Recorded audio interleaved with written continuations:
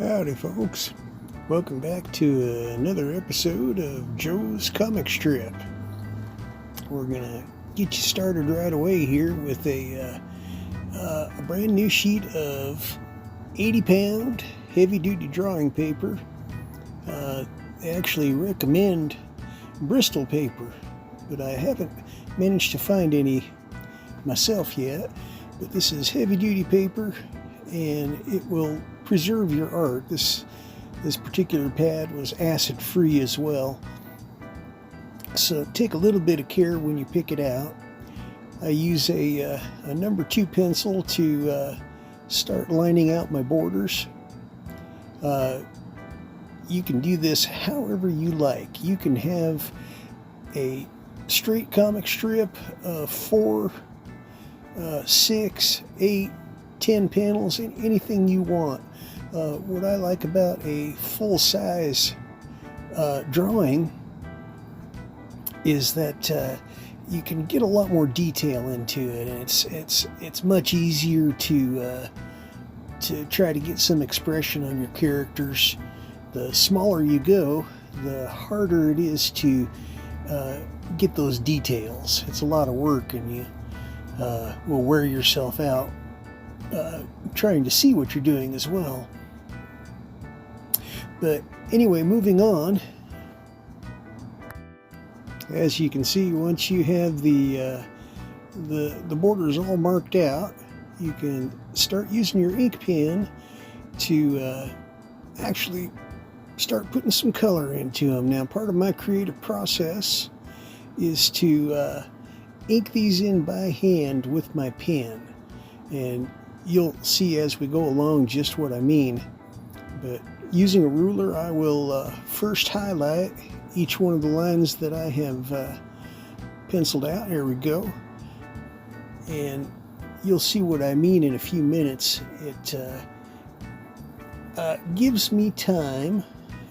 I might spend an hour or two, sometimes even more, doing a really nice job on the borders. And what I like about this is it allows me to be creative as I go along. You can be listening to your favorite podcast or YouTube channel, music, whatever you like, and inspiration will strike.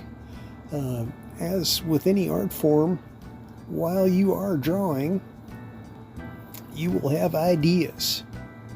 And I keep my notepad handy, and as these ideas pop up, I start writing them down, and there's a process for this.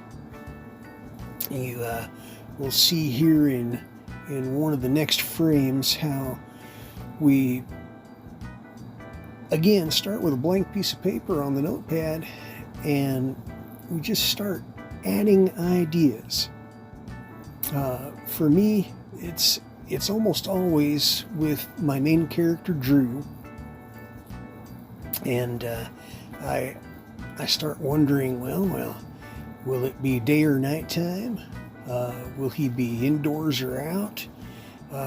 Who will he be talking to, and what's the message that I want to get across, or what's the joke that I want to incorporate into it? And incidentally, that's called a gag.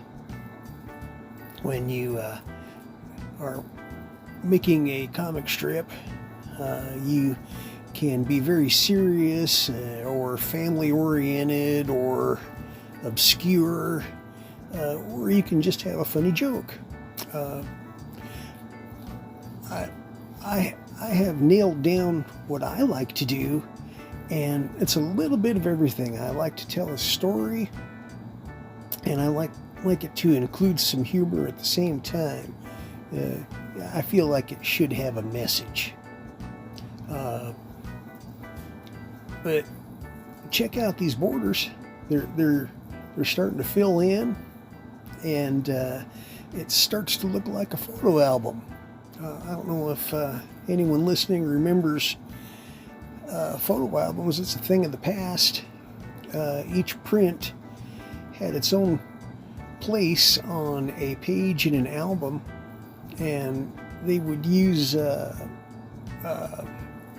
usually black or some kind of multicolored adhesive strips to keep them in place. Here you see some of those notes I was talking about. Jot them down. You get ideas about what your characters are going to be saying on that paper as you are first laying out your borders.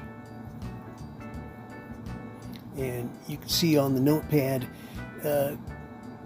I choreograph the interaction of characters. I have it in my mind what I would like them to say, and the two sketched out panels up above, we'll use that here in a minute to start drawing out what will actually be represented on the finished piece. And I usually break it up into what is it? It's 6 panels per frame. You'll see what I mean here as the notebook progresses. I'll draw a pencil line right down the middle of these finished borders, and then I will divide the entire design into 3 segments. You can see on my notepad here how the dialogue has changed, and there I start to move my ideas of what I would like the characters to say into designated areas using that rule of 3 to see how things are going to fit in there.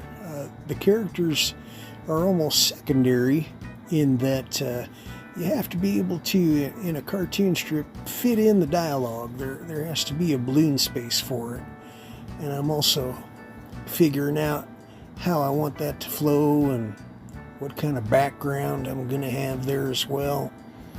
And this is as far as I have gotten right now. This will be part 1 of 2, I guess. Now I have to return to work and get you some more material, so please stay tuned.